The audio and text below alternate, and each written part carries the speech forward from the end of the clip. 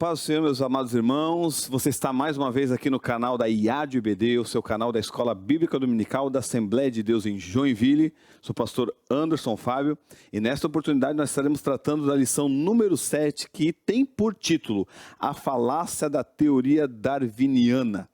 Nós sabemos que estamos tratando desse trimestre sobre entre a verdade e o engano, falando de algumas ideologias que são contrárias às escrituras, e essa é bem famosa, conhecida como a teoria da evolução, e nós vamos discorrer ela aqui com um subsídio bem interessante para você. Fique até o final, curta esse vídeo, compartilhe, salve, que cada vez mais você ajuda a mais pessoas estar conhecendo o canal da IAD-UBD. Vamos então para o nosso texto principal, que diz: todas as coisas foram feitas por ele, e sem ele nada do que foi feito se fez. Está em João capítulo 1, versículo 3.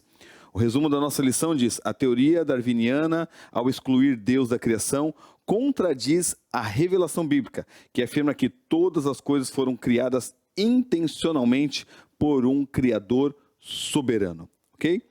Então, para nós iniciarmos aqui a nossa introdução, nós sabemos que nós estaremos tratando de Charles Darwin. E aqui é importante nós já falarmos, para que você venha trazer aos seus alunos, que Charles Darwin não deve ser tratado como um vilão, tá? Charles Darwin, ele foi um naturalista do século XIX, que ao viajar no navio da Marinha, que é o HMS Beagle, Darwin começou a observar as variações dos tentilhões e das tartarugas, que em alguns lugares o bico dos tentilhões eram mais finos, e em outros lugares, dependendo do ambiente, o bico dos tentilhões era mais grosso e maior. E ele viu que essas variações mostravam a questão que nós chamamos de adaptação, que é a microevolução. O problema foi que, dentro da teoria de Charles Darwin, se extrapolou essa questão da microevolução, levando para a macroevolução e dizendo que uma espécie se tornava outra espécie pela questão da própria evolução. E não é isso que nós cremos, e isso também foi, claro, uma justificativa intelectual para o próprio ateísmo, que precisava, através da biologia, florescer e trazer agora uma justificativa sobre a questão da origem de todas as coisas, tirando, claro, a necessidade de um criador, tirando a necessidade de um designer, como sempre a ciência e a religião estiveram unidas nessa questão da própria origem, e dentro dessa teoria agora foi colocada de lado.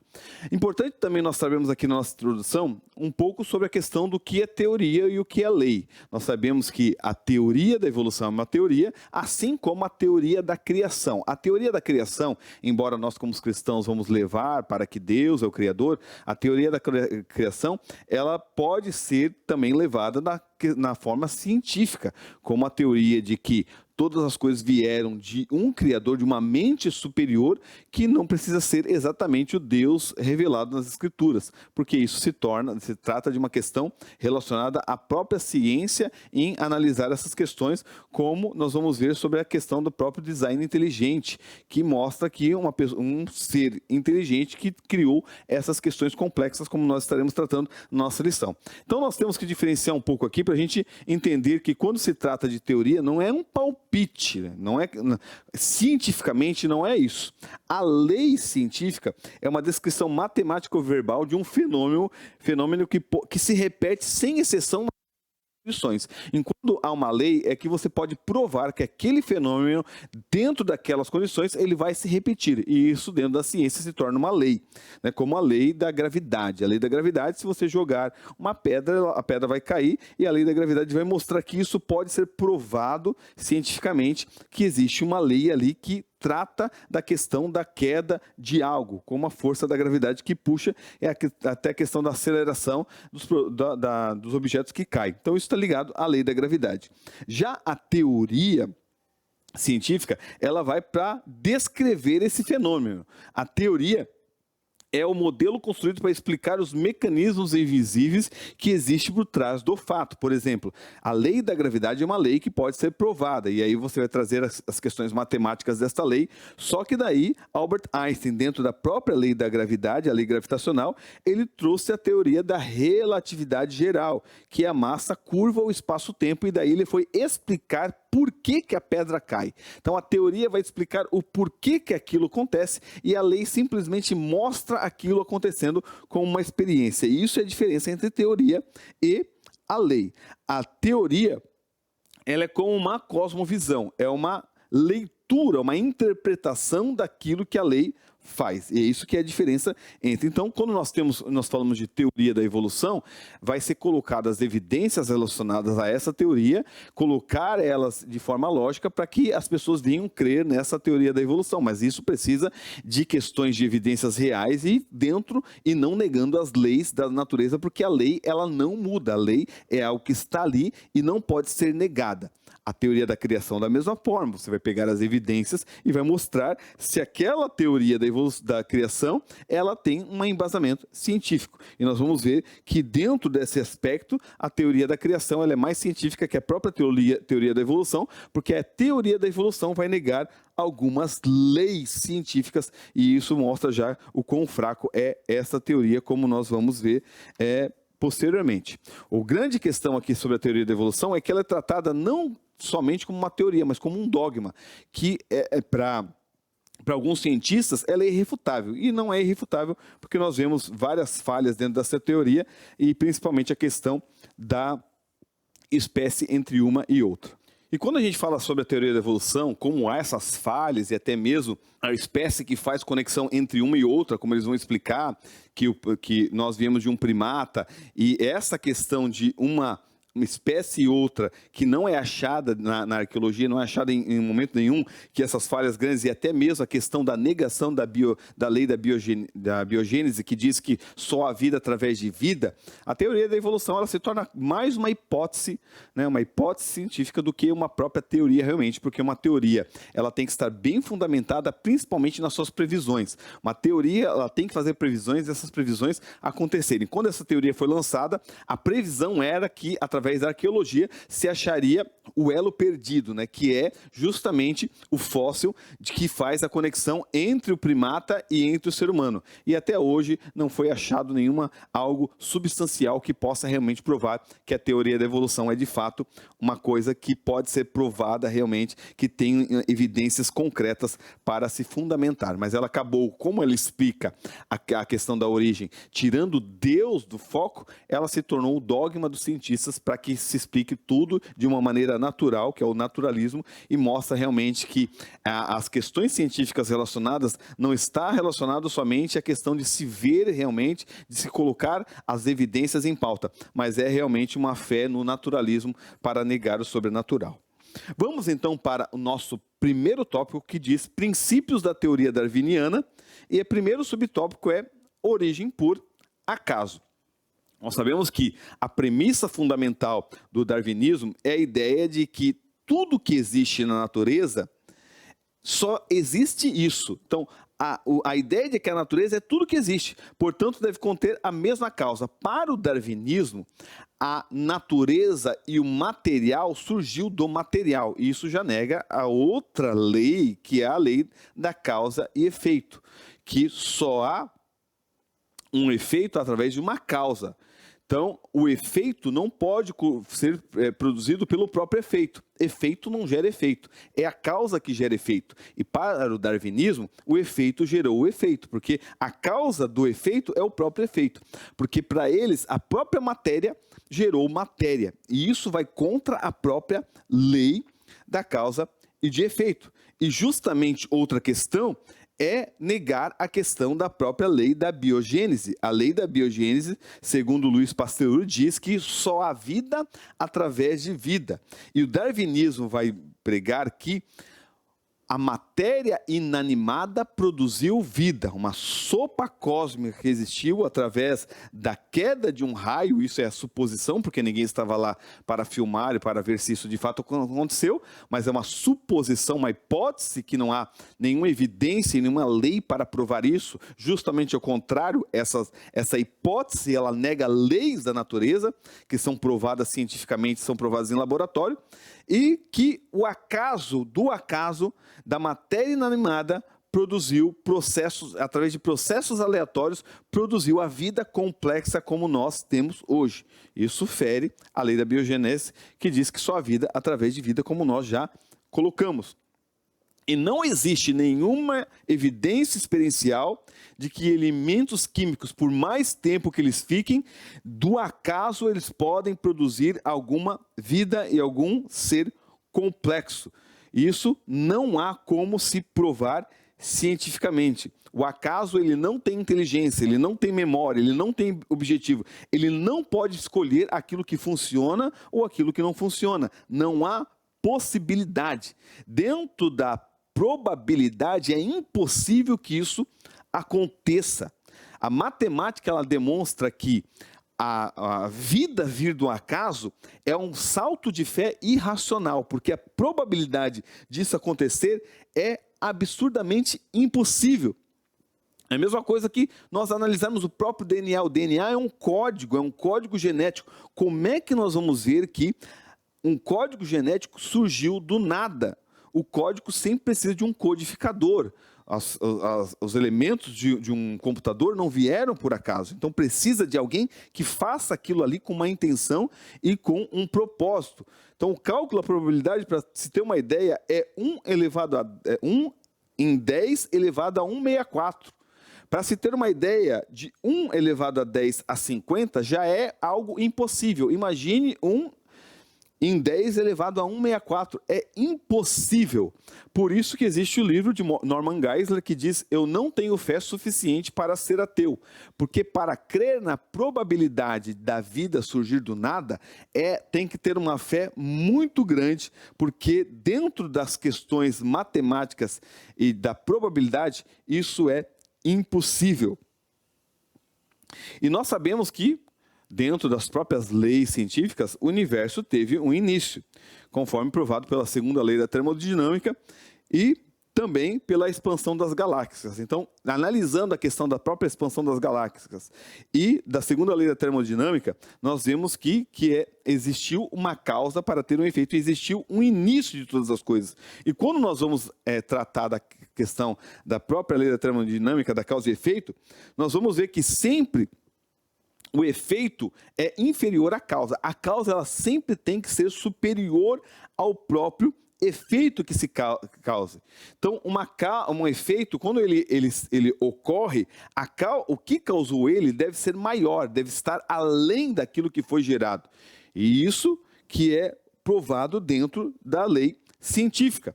E quando nós analisamos algumas questões relacionadas à própria criação, nós vemos a questão do próprio tempo. O tempo foi algo que foi criado juntamente com o universo. O tempo é algo que está relacionado a essa questão, é uma propriedade física que iniciou com o surgimento do universo. Se o tempo foi criado, aquilo que é a causa do tempo deve ser algo fora do tempo, o que nós trazemos a palavra de atemporal. Então, aqui, o que criou o tempo deve ser atemporal, deve estar fora da questão do próprio tempo, porque o tempo não pode criar o próprio tempo, deve estar além dele. Outra questão é a própria matéria e energia. Se a matéria foi criada, o que criou a matéria não pode ser matéria, deve estar além da matéria, porque foi criada do nada. Então, isso mostra que o que criou a própria matéria é imaterial ou espiritual.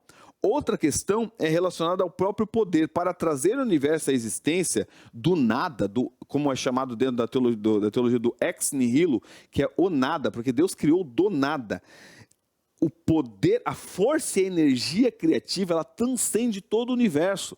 O poder que foi gerado dentro da criação do próprio universo, ele vai além do próprio universo. E somente alguém que tenha todo o poder teria capacidade para criar todo o universo como nós temos hoje. Quando nós analisamos essa questão da própria criação, nós vemos que o único ser que tem capacidade de ser um ser atemporal, um ser imaterial e um ser onipotente é o nosso Deus Todo-Poderoso.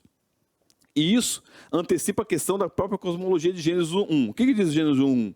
No princípio criou Deus os céus e a terra.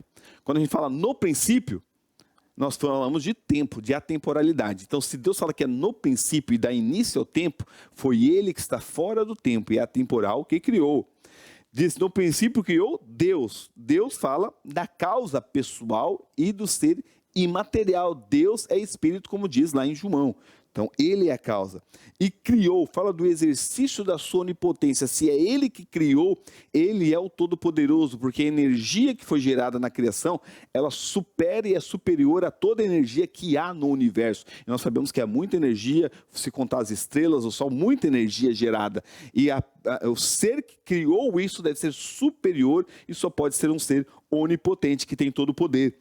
E Deus criou os céus e a terra, que é o espaço e a matéria. Então, nós vemos que, para o darwinismo, a desordem, o caos, mais o tempo, mais o acaso, deu a ordem à vida. Mas para a Bíblia, o logos, a razão, a palavra, é o princípio de tudo. Gênesis 1:1, quando Deus fala, na verdade, em Gênesis 1, quando Deus fala haja e haja luz, a criação é um ato da vontade, não da probabilidade. A vida não aconteceu, ela foi soprada por Deus, ela não aconteceu por acaso, a vida foi soprada diretamente por Deus.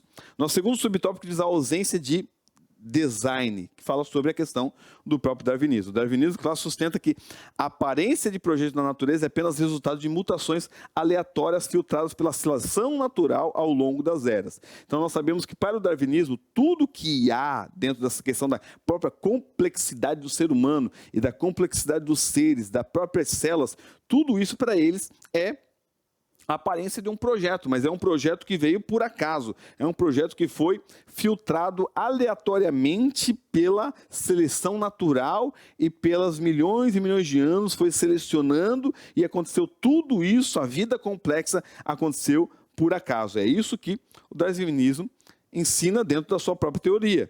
Mas nós, como somos cristãos, nós vamos mostrar que a vida não possui apenas uma forma complexa, mas uma função intencional. Deus teve a intenção na criação de diversos seres que ele criou. Por exemplo, se você até pode trazer para o seu aluno, de que o flagelo bacteriano, se você analisar, você pode, se você tiver recursos didáticos aí como um data show, ou até mesmo uma imagem para mostrar, o flagelo bacteriano ele é um motor molecular. E esse motor, ele possui rotor, estator e hélice. Ele possui 3 questões separadas que foram unificadas para que gerasse a locomoção. E é algo extraordinário quando você olha e complexo esse flagelo bacteriano. Cada peça ali do flagelo, ela foi colocada com o objetivo final da locomoção. Se as peças tivessem evoluído separadamente, isoladamente, e elas não teriam função alguma, porque se você pegar a hélice e colocar separadamente, o rotor separadamente, isso não teria função alguma. Se elas fossem, através da evolução, fossem evoluindo de maneira separada, elas seriam descartadas pela própria seleção natural, porque veriam que elas sozinhas, elas não têm função alguma. O que isso mostra? Que se elas foram criadas, estão unificadas, elas foram feitas de maneira intencional, cada parte, para produzir a locomoção. Então não há como eu dizer que o flagelo bacteriano, ele foi feito por acaso, porque as suas partes, elas mostram uma intencionalidade, elas mostram que foram feitas com um propósito. Imagine você construir um prédio. Você vê um prédio na rua e fala, esse prédio. Não, esse prédio aí, as pessoas, cada uma foi construindo, cada uma fez, e você vê o prédio perfeito. Não tem como. Todo prédio bem construído teve um plano bem preparado. Se você vê um prédio que ele tem toda a construção bem fundamentada, você vai dizer, não, o construtor, a pessoa que fez o design, todo o projeto, essa pessoa, ela fez bem, olha só que projeto bem feito. Não tem como você dizer que o prédio, através de uma explosão de pedras, ele caiu ali e com o tempo eles foram se formando e se formaram um prédio bem feito. Isso não há lógica nisso. E é isso que mostra a questão dessa questão do flagelo bacteriano e da complexidade que há dentro de algumas questões relacionadas à própria criação. E não há como nós cremos dentro dessa forma. E isso também mostra que a questão da ausência de um design vai contra a questão do próprio ajuste fino do universo, das constantes. O universo todo, a Terra, é como um painel de controle com vários botões, centenas de botões que estão na posição exata, estão na função exata. Isso nós analisamos com a questão da própria gravidade, com a expansão, com o eletromagnetismo, com o tamanho da Terra, com a distância da Terra do Sol. Tudo isso mostra um ajuste fino que foi feito da maneira exata para que haja vida na Terra, e dentro de toda a complexidade do ser humano e toda a criação, mostra que cada parte há um propósito específico, e esse ajuste fino não há como vir por acaso. A própria questão que nós já mencionamos do próprio DNA. O DNA é um código de instrução. O DNA é uma informação específica. O DNA está ali com um propósito. Não há como dizer que o DNA veio por acaso. Ele é um manual de instrução. Cada letra do DNA, cada parte ali, cada código genético do DNA, ele tem algo relacionado ao próprio ser, a próprias funções relacionadas ao próprio ser. Então não há como dizer que o código genético foi por acaso. É a mesma coisa que eu dizer que as letras de um livro foram jogadas no chão e elas se organizaram, todas elas de maneira aleatória, sozinhas, e formaram um livro complexo. É isso que nós podemos dizer a questão do próprio DNA. Tanto que um dos diretores, é o ex-diretor agora, do projeto Genoma do DNA, Francis Collins, que era um cientista que estava lá e ele era diretor desse projeto, ao estar participando desse projeto, ele começou a negar as próprias coisas que ele cria, que eram as questões da própria ciência somente naturalista. E ele foi procurar um pastor, Francis Collins, você pode estudar sobre a vida dele, é um cientista muito renomado nos Estados Unidos, e ele foi procurar um pastor, o pastor não sabia responder para ele, porque o Francis Collins, imagina, diretor do projeto de Genoma, uma pessoa muito inteligente. Mas o pastor falou, eu quero que você leia os livros do C.S. Lewis. E lendo o C.S. Lewis, Francis Collins acabou se convertendo, porque ele não conseguiu negar a complexidade que há no DNA e dizer que aquilo ali veio por acaso. Ele não conseguiu negar que veio, ele não conseguiu negar que não havia um design, não havia alguém que fez aquilo ali. Não há como dizer que há por acaso. O darwinismo vai dizer que a gente é um acidente, né? Um acidente biológico, mas a Bíblia diz que nós somos um projeto deliberado. Deus nos fez, Ele nos fez como um projeto. E a ensinar a ausência de design é justamente roubar isso, roubar a questão do fim principal. Que se nós não formos projetados, nós não temos função, nós não temos, não temos destino nenhum, não temos nada a fazer aqui. Estamos só sem fazer nada, não há propósito nenhum. E isso é uma das questões que tem levado muitas pessoas a conflitos da sua própria alma, por não saber o propósito que está aqui. Quando a gente vê o design, nós vemos a assinatura de Deus em toda a natureza. E o darwinismo, ele quer justamente negar essa assinatura, tentando apagar a assinatura do autor para que o ser humano não tenha que dar satisfação para ninguém. Então nós vemos que o propósito maior é isso. Nosso terceiro subtópico, implicações ateístas. Aqui o darwinismo deixa de ser uma hipótese somente biológica para se tornar um fundamento da filosofia que exclui o Criador. A filosofia, e vai ser falado sobre a questão do ateísmo, mas a filosofia darwinista e a teoria da evolução é justamente para negar um design, negar um Criador. Embora existam teorias evolucionistas teístas, né, pessoas que são cristãs, que creem na teoria da evolução, a teoria da evolução, ela não fecha com a revelação da própria Escritura. E a maioria dos que seguem a teoria da evolução seguem um propósito naturalista que nega a questão do sobrenatural, negando, por assim, Deus.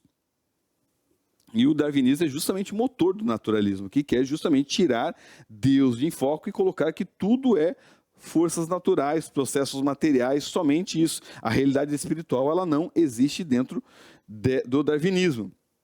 E a exclusão de Deus. Na verdade, o darwinismo, ele não prova que Deus não existe. Ele simplesmente não quer buscar a verdade e quer tirar a questão do sobrenatural. O sobrenatural tira fora somente naturalismo, somente as questões físicas e materiais aqui, e o sobrenatural não existe. E isso tem implicações muito profundas na própria questão da própria identidade do homem, de quem o homem é. porque desvaloriza a dignidade do homem, né, transformando o homem somente em um animal. A mudança é de definição de que o homem é. Dentro das escrituras, por dentro da religião, nós sabemos que o homem é a imagem de Deus, mas o darwinismo tira isso e coloca o homem somente como um acidente biológico, como somente um animal semelhante a um cachorro, semelhante, e isso vai tirando do ser humano como coroa da criação, como alguém que tem algo relacionado com superior aos outros seres, e coloca somente ele com um componente da biomassa terrestre e finalizou. E o darwinismo ele segue nisso querendo responder às questões religiosas também. Ele se torna uma religião que substitui o cristianismo, por exemplo, porque ele vai querer responder de onde viemos, quem somos, sem recorrer às escrituras. Então, é uma busca pelo próprio ser, sem recorrer ao manual de instrução do ser humano, que é a Bíblia Sagrada. E isso alimenta cada vez mais o secularismo, que é a tentativa de ter uma sociedade sem Deus, como se Deus não existisse. Então, o próprio darwinismo alimenta a questão do secularismo, tentando trazer uma sociedade que quer eliminar Deus. E isso vai na questão da própria eliminar Deus, como nós temos visto dentro da história. O ser humano remover a dependência de Deus na cultura, na educação, tudo mais, que sempre existiu dentro da sociedade. A sociedade era muito mais coesa e unificada dentro de quando se tinha religião, e hoje cada vez mais a sociedade caminha para um desprezo à vida, um desprezo às coisas que são questões que relacionadas à própria dignidade humana, justamente porque cada vez se afasta mais do Criador. E nós sabemos que tudo aquilo que existe é sustentado pelo Criador, sustentado por Cristo. Colossenses 1, 16 e 17 diz, porque nele foram criadas todas as coisas que há nos céus e na terra, visíveis e invisíveis, sejam tronos, sejam dominações, sejam principados e potestades, tudo foi criado por ele e para ele, e ele é antes de todas as coisas, e todas as coisas subsistem por ele. O texto afirma que as coisas visíveis e invisíveis foram criadas por ele. Aquilo que é visível, aquilo que é invisível é criado por ele e para ele. Isso vai contra a ideia do naturalismo. A Bíblia ensina que tudo que é material é sustentado pela palavra, o seu poder. A exclusão de Deus não é um progresso científico, é uma cegueira espiritual que quer tirar Deus da própria questão relacionada à própria ciência. E religião e ciência, elas estão unificadas, sempre foram unificadas, porque o ser humano sempre buscou leis da natureza, porque sempre creu num legislador, como nós vamos ver posteriormente. Quando o darwinismo é adotado como filosofia, ele não é neutro, ele é uma ferramenta de secularização que tenta remover Deus do trono da criação e colocar no seu lugar o acaso e a matéria. Então é isso que nós temos que cuidar. Nosso segundo tópico, a visão bíblica da criação, e o primeiro subtópico é a criação ordenada. Diferente do darwinismo, né, a Bíblia vai mostrar que, e o darwinismo mostra que uma tentativa, que foi um processo caótico, de tentativa de erro, mutações, seleção, mas a Bíblia mostra que Deus estabeleceu estruturas físicas e funcionais desde o princípio. Tudo que Deus criou foi com um propósito.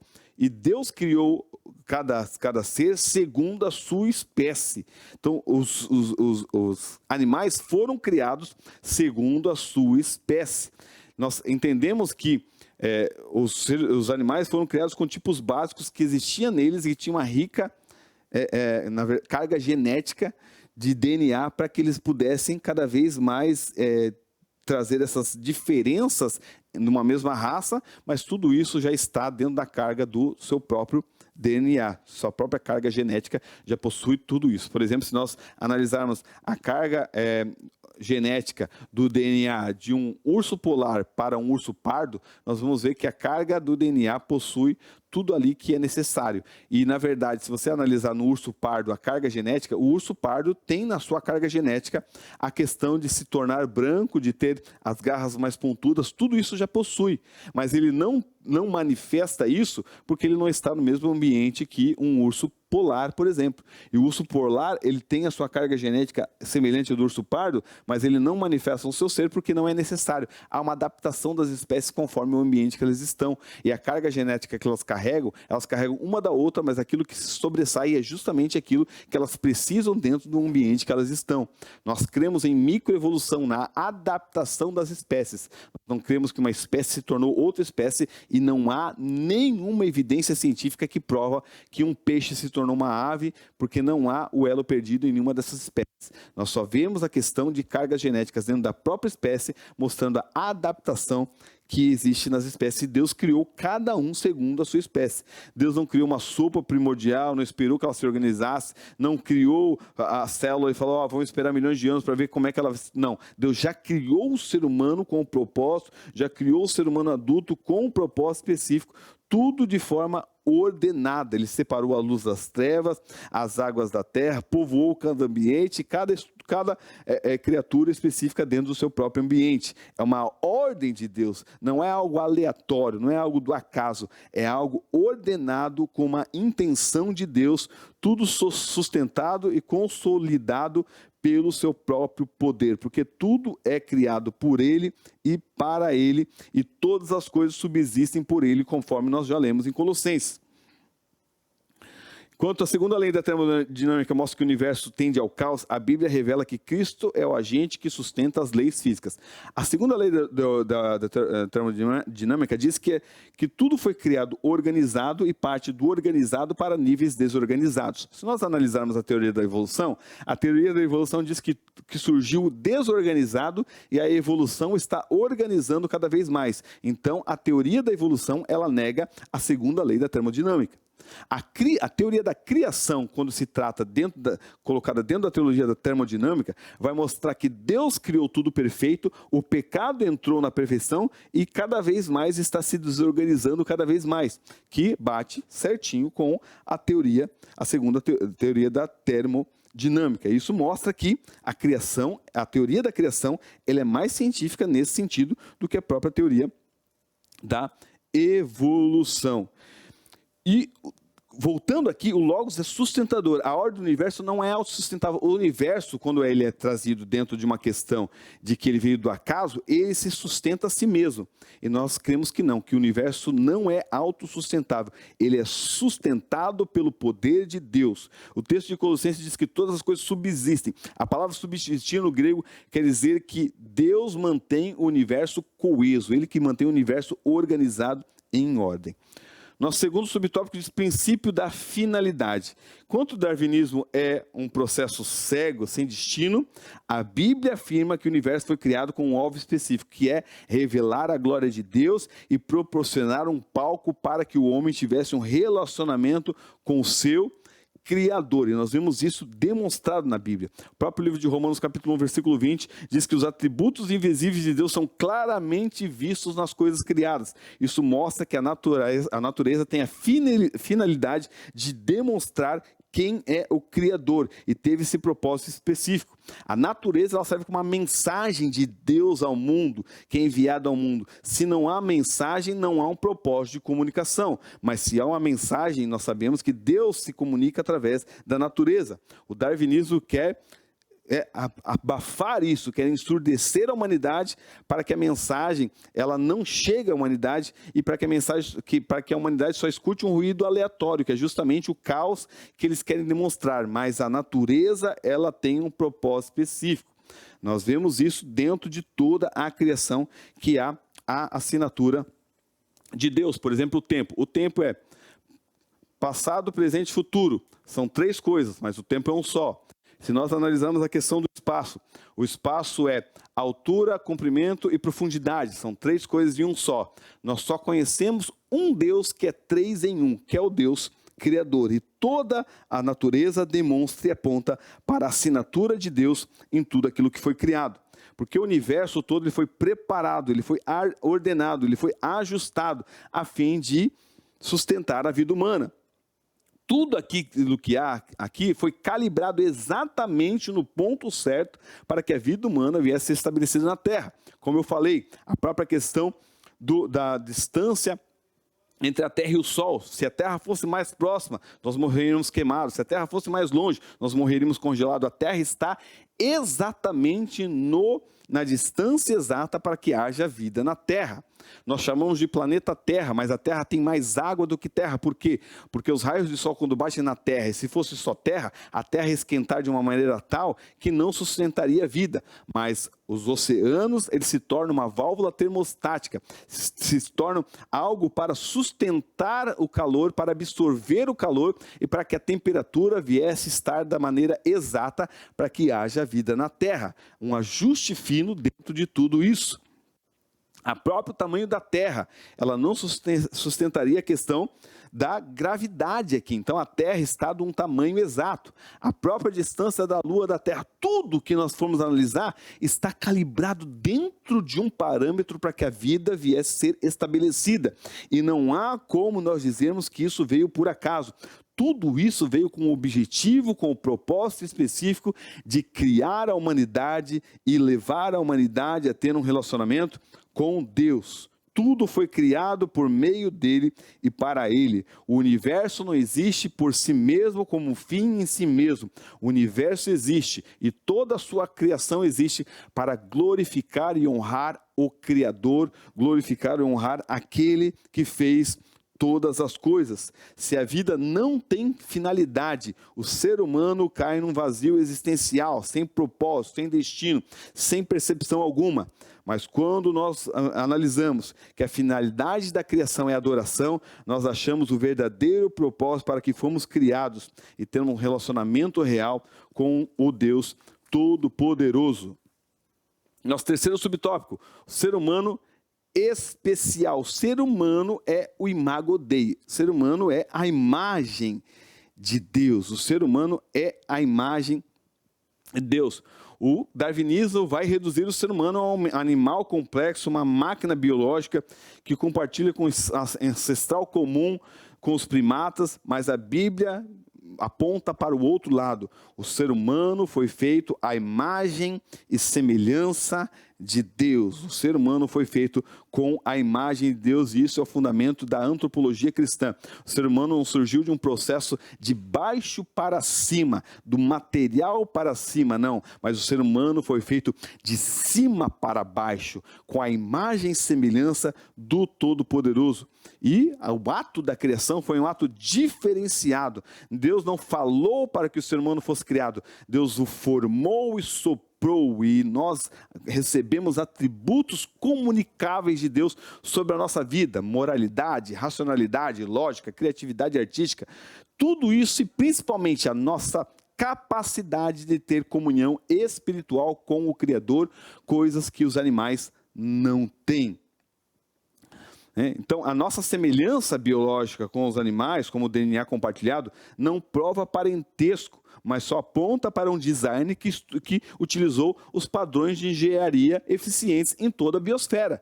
Então, o Deus Criador usou o mesmo padrão em todos os seres, e isso não mostra que nós viemos dos seres, mas que houve o mesmo designer que criou todas as coisas. A existência de uma consciência, de um livre-arbítrio, de capacidade de escolha moral, não pode ser explicada pelos átomos, pela biologia. É só explicado de uma outra forma que tende a partir e sair do natural para ir para as questões que não se entendem de maneira químico-biológica. Nós não somos produtos da evolução, nem somente ideias de reações químicas. Nós somos a imagem e semelhança de Deus. Nossa capacidade de distinguir o bem e o mal e de buscar a verdade é reflexo do caráter de Deus em nós. A perda da imago Dei, embora o ser humano tenha pecado e a imagem de Deus perfeita foi perdida no Éden, o homem fora de Cristo ainda possui a imagem de Deus. E dizer que o homem não tem isso é coisificar o homem, é tornar o homem uma coisa e não um ser que tem capacidade cognitiva de pensar e de tomar decisões. É isso justamente que, às vezes, essas filosofias e ideologias querem, né? Porque isso tira de nós o valor inerente, que está relacionado até aos direitos humanos, que foi uma proposta que veio dentro da própria religião. Os direitos humanos perdem o valor, porque o homem se torna somente uma coisa, se torna um ser que não tem valor nenhum. O nosso valor, ele é utilitário, ele depende se nós funcionamos ou não. Então, uma pessoa que ela tem algum problema, ela é feita como é feito na parte indígena. Não, vamos matar porque ela não tem função nenhuma. Então, não há por que deixá-la viva. E a Bíblia aponta para o outro lado, né? Que a questão de manter uma pessoa viva não está relacionada a aquilo que ela pode produzir ou aquilo que ela, quão apta ela é, mas ao valor da vida que foi doada pelo próprio Criador. Então, diferente dos animais que apenas reagem por instinto, o ser humano recebeu lá no Gênesis o mandato de sujeitar e dominar a terra. Então, nós recebemos responsabilidades morais e sacerdotais de cuidar da terra, que nenhum outro animal recebeu. A própria palavra que é usada como imagem e semelhança, a palavra semelhança, que é tselen, ela vem de uma raiz que traz a tradução de uma representação como uma estátua que representa o rei. Então, nós somos o representante de Deus aqui no mundo. O homem foi feito para isso. Diante de todos os animais, o homem é aquele que representa Deus no mundo. O darwinismo tenta animalizar o homem, tornar o homem um animal, para destronar aquele que é representante de Deus aqui nessa terra e invalidar a autoridade que o homem tem dentro daquilo que recebeu do próprio Deus. Nós não somos primatas que deram certo, nós somos a obra-prima de Deus, que lá no Éden se rebelou, mas ainda carrega marcas do artista em nós. E a Bíblia devolve isso ao ser humano, aquilo que o darwinismo quer tirar, e através de Cristo nós podemos manifestar a verdadeira glória de Deus, manifestando o caráter de Cristo em nós.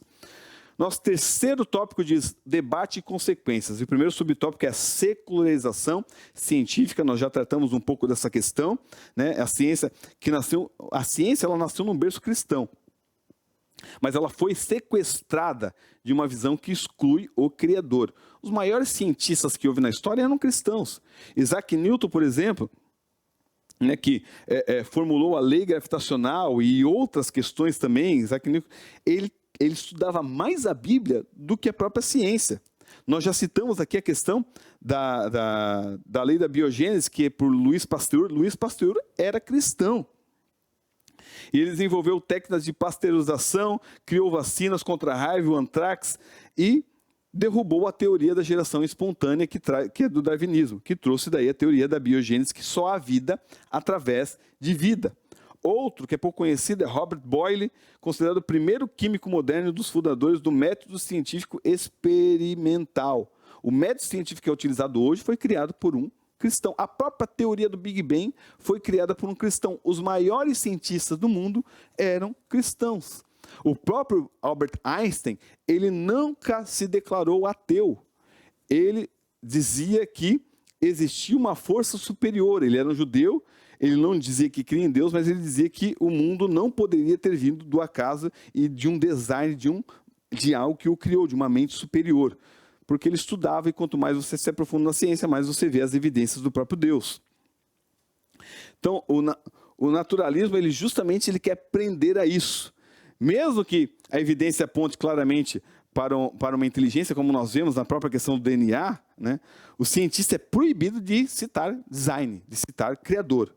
Ele tem que achar causas naturais, materiais, mesmo que elas sejam absurdas, mas ele não pode mencionar isso, porque isso é contra a questão hoje da própria ciência, porque eles fizeram um rompimento que a religião nunca fez, a religião nunca negou a ciência, a religião nunca vai negar a ciência, porque toda ciência bem fundamentada e bem explicada, ela tem o particípio da própria religião e tem a confirmação da própria religião.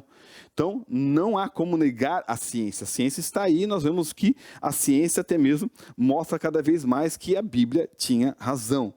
Então, isso que às vezes os cientistas eles querem negar. E a ciência hoje ela não busca de forma livre conhecer a verdade, porque o propósito da ciência era isso, é busca da verdade. Mas ela se firma no dogma da teoria da evolução e dentro desse dogma ela não nega e coloca praticamente que não se pode negar essa questão da teoria da evolução, justamente porque negar isso só há uma explicação lógica, que é a própria teoria da criação. E eles querem se firmar nisso porque eles não querem acreditar na teoria da criação, porque fazendo isso eles iam ter que dar contas de tudo aquilo que eles fazem de pecado, que são contra as leis de Deus. E hoje nós vemos o darwinismo como uma verdade absoluta nas escolas. O domínio nas escolas do sistema educacional é mostrar a teoria da evolução como uma verdade, um fato consumado e absoluto. E não pode haver debate, não pode se negar isso, porque se negar isso é ir contra a própria ciência de maneira toda. E nós vemos que nas inúmeras falhas que existem, muitos cientistas hoje estão partindo para a teoria da criação. Mas hoje nós vemos dentro da própria escola que deveria ter a teoria da evolução, não negamos isso, mas a teoria da criação também como uma opção válida dentro da própria ciência, mas eles não querem isso e eles querem negar isso. Cada vez mais, né? Porque a ciência e a fé não são inimigas, a ciência e a fé são amigas uma da outra. Porque toda a verdade é verdade de Deus. Ponto final. Se Deus é autor da Bíblia e autor da natureza, os dois livros eles se complementam, eles não se contradizem. A igreja não deve temer a ciência, ela deve denunciar o cientificismo, que é isso? É a crença de que só a ciência dita a verdade. E tem pessoas que creem isso, só a ciência dita a verdade. Nós sabemos que não, a verdade ela tem alguns pontos que mostram a verdade, e principalmente a verdade, que é a verdade absoluta de Deus, está na religião e não na ciência. Mas a própria religião não nega a ciência, e a ciência também hoje nega a religião, mas não deveria negar, porque uma se complementa com a outra. Nosso segundo subtópico, moralidade e valor. Com a transição do Deus Criador para o acaso evolutivo, né, nós perdemos os fundamentos de valores absolutos. Porque se não há um legislador, as leis elas não importam, a moralidade não importa.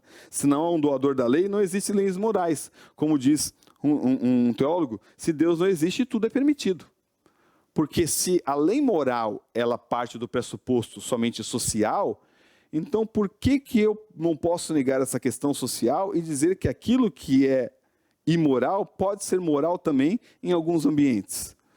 Quando eu digo isso, é justamente porque não há nada que seja o padrão de moralidade. Quando eu vejo um padrão de moralidade, eu tenho que saber que esse padrão seguiu um exemplo anterior a ele, e existe um padrão absoluto de moralidade. Quando eu falo de questões de viver de forma correta, se eu sigo por um parâmetro de que eu tenho que viver uma vida correta, de não roubar, não matar, é porque existe um padrão absoluto de uma vida que aponta para isso. As leis, muitas das leis que existem hoje, elas tiveram por parâmetro a própria Escritura. Então, nós temos que saber que se não há um Criador, não há fundamento para a moralidade.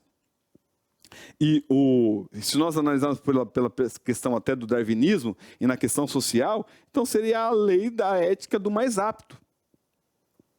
Se a vida é somente o resultado da seleção natural que privilegia o forte e o fraco, então a compaixão e o cuidado com as pessoas que são vulneráveis, ela tem que desaparecer. Por que eu vou ajudar uma pessoa que está vulnerável se a lei da teoria da evolução diz que o mais forte tem que sobrepor o mais fraco? Então o mais fraco tem que desaparecer. E isso acaba com a compaixão e com a própria moralidade de ajudar as pessoas que necessitam. Então esse é o padrão que vai seguir dentro do próprio padrão da teoria do darwinismo. Quando a vida perde valor em si, dado por Deus nas práticas como aborto, eutanásia, elas se tornam justificáveis, num pretexto de melhoria da espécie. E é isso que eles querem seguir, a conveniência social. Porque se não há um padrão moral específico, não há por que eu me sustentar dentro daquele padrão. Porque se meu padrão moral é só relacionado à minha sociedade e às questões biológicas do meu ser, então o padrão ele não tem um fundamento preciso e absoluto. Mas quando nós analisamos pelas Escrituras, nós sabemos que a moralidade ela é absoluta porque Deus é o padrão da moralidade. E a moralidade parte do pressuposto de um Deus santo. O ser humano passa, quando segue o darwinismo, o ser humano passa de ser uma pessoa com dignidade e passa somente a ser um produto. Mas nós sabemos que a Bíblia diz que o nosso corpo ele é templo do Espírito Santo. Não é uma organização somente de Gênesis. Porque se for isso, não existe santidade para o corpo e não existe valorização real para o corpo. Mas a visão bíblica diz que a criação, ela é morada do Espírito Santo e cada pessoa possui um valor eterno porque a vida foi concedida por Deus. Por isso que muitas pessoas têm crise de identidade, né? Gera crises existenciais, tudo mais, saúde mental, porque a pós-modernidade segue por esse sentido de que a vida é um acidente, então não há propósito aqui, por que eu vou permanecer vivo? E as pessoas entram em conflito interno porque não entendem o propósito que é relacionado ao Criador. A própria natureza, Romanos 2, diz que há uma lei escrita no coração, que é a consciência moral, e isso foi dado pelo próprio Deus. Isso não pode ser explicado de maneira biológica ou científica. Por que matar é errado na maioria de todas as pessoas do mundo, mesmo elas não conhecendo, fazendo parte da mesma sociedade, matar é errado. Qualquer situação, né, você vai ver que matar é errado. Você chega numa tribo, às vezes eles matam pessoas que matam crianças que nasceram com defeitos, mas mataram um outro, eles respeitam pela dignidade da vida, que já existe uma lei formada dentro do próprio ser humano. E isso a ciência não consegue provar, que é justamente a questão da própria moralidade intrínseca no ser humano. Nosso terceiro subtópico diz resposta da igreja. Diante da falácia darwiniana, as consequências e suas consequências seculares, a igreja não deve se encolher em um isolacionismo intelectual, nem adotar um fideísmo cego. Quer dizer, a igreja não se isola e diz, eu estou cego, é só a religião, não. A igreja tem que dar uma resposta bíblica firme e equilibrada, fundamentada na verdade. Por isso que a igreja precisa cada vez mais entender que a mente ela foi consagrada por Deus. E o nosso culto ele é racional, nós temos que usar a mente para a glória de Deus. E nós devemos formar crentes que saibam distinguir entre os fatos científicos, né, dentro dessas variações da espécie, e interpretar as filosofias que são ateístas dentro da questão do próprio darwinismo.